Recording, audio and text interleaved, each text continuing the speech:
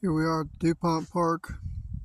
It's a pretty cool pond there. This is proof of speed leading up to this next image. And here All right, we are. everybody. A little out of breath, just cruising at 18, 19 mile an hour.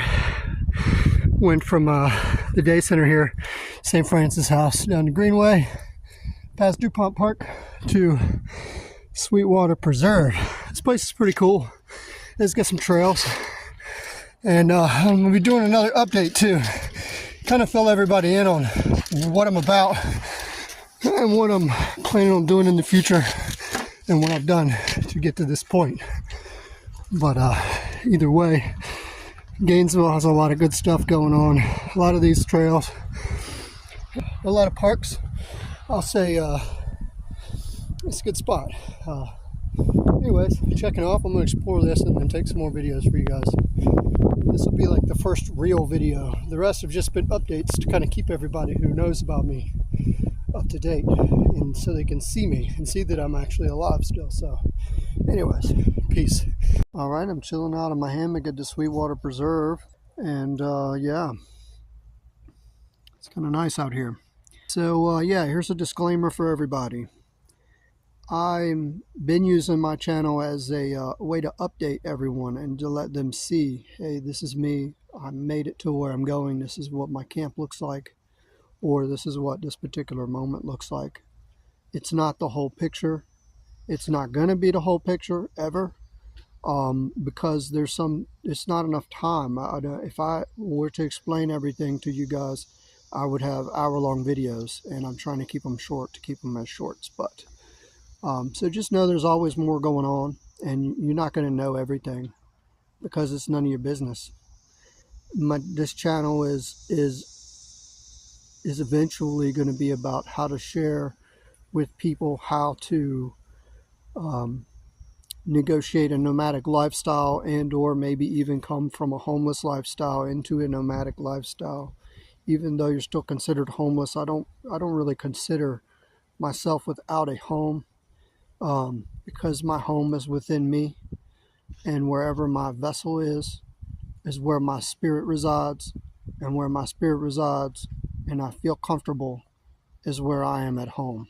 Be me sharing specific parts of what I'm doing so that people can see this is something that you can do. I'm not suggesting people do what I do, but this is a window into a world in which I have figured out how to do myself. And this is from many years of travel, living different lifestyles. I've lived between a small town of 800 people. That's where I grew up, roofing and working hard under a certain mindset. Then I learned how to do rescue work after graduating the fire academy, and I went on to live on my own for a little while and do that, and just wasn't happy. So I did what some people do, and that is to search for a lifestyle that works for me. So there you go. Can't be stated enough that this is super important to one's metaphysical improvements. Got to put your feet on the ground. A lot to be said about that. Got to put your feet on the ground as much as you can. This is what my just day spot, just letting things dry out, chilling in the hammock. Got to relax. Look how pretty this area is.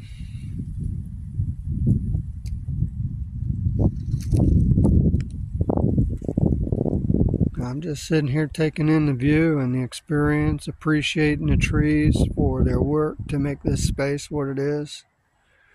Appreciate nature for thriving in its own way so that I can come here and enjoy the vibration of it all, for real.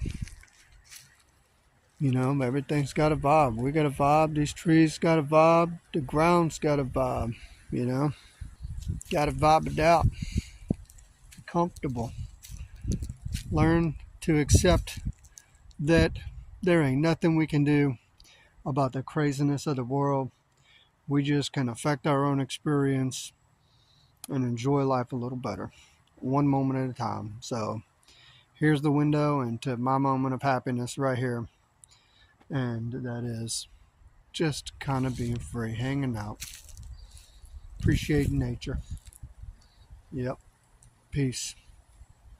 All right, we're about to do a closer look at some of my gear. Not going to be super in-depth, but just a quick look.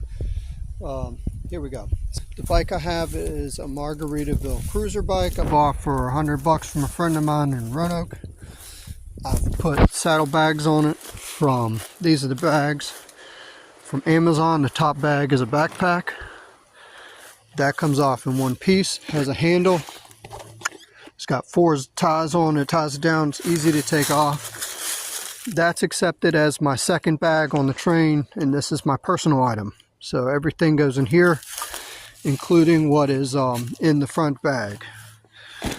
I have a rain suit, I have a pants and a shirt, towel, helmet obviously. My sleeping situation is hammock because it's light and easy, and you can camp in a lot of places you can't with the ground pad and sleeping pad. And then I just put this cheap sleeping bag. I cut the foot box, cut a hole in the foot box, and I just slide it up over me, and I stay pretty warm. I'm good down to 50. I've slept down into like 48, and it gets a little chilly then, but what I do at that point is I just put on my rain suit and my hoodie, and then I'm good down to like 40 straight up.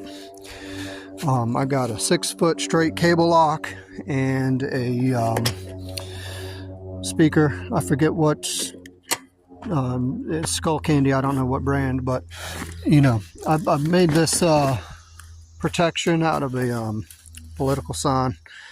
That's really good for keeping water off of me and for protecting the bags from anything poking up from when I'm riding. I got my pump. I also have an electric pump, which I'll not show now, but anyways.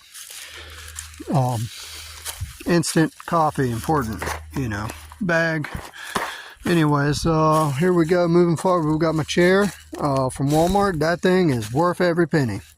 Not gonna lie, this is the high back chair. I actually recommend the high back chair because you can rest your neck, and if you're biking or whatever, you pull over anywhere and can set this up, and now you can basically take a nap if you're that tired. But it only weighs, it says 3.2 pounds, and I'm pretty sure that's probably about right. But yeah, I suggest this chair. I think it's just under $40. My friend in Richmond, Scott, gave me this box. It's a 300 watt inverter. It will run my 250 watt miniature rice cooker. This thing is perfect.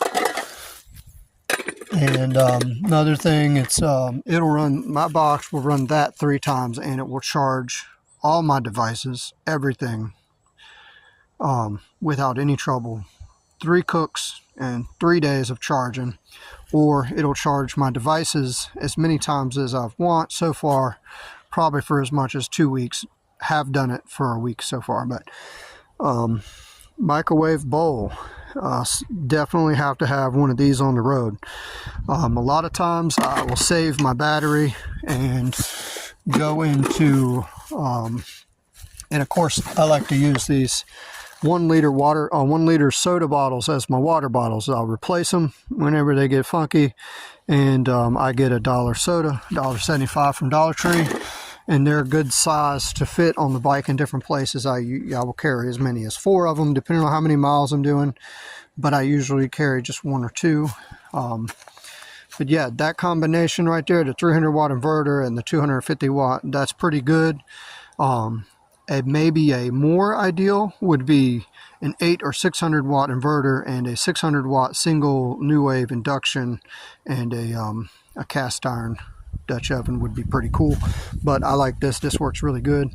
On the road, that works really good. I'm going to couple that with a 80 watt solar panel soon, and that 80 watt solar panel will sit over top of all of my bags during the day, and that will solve a big issue charging. So, oh, one more thing. Tires I got, I upgraded these tires off Amazon. They have been super good. They've been pretty good. They're pretty tough. If you know, I did some miles on them already, and they're not showing that much age. But I recommend these.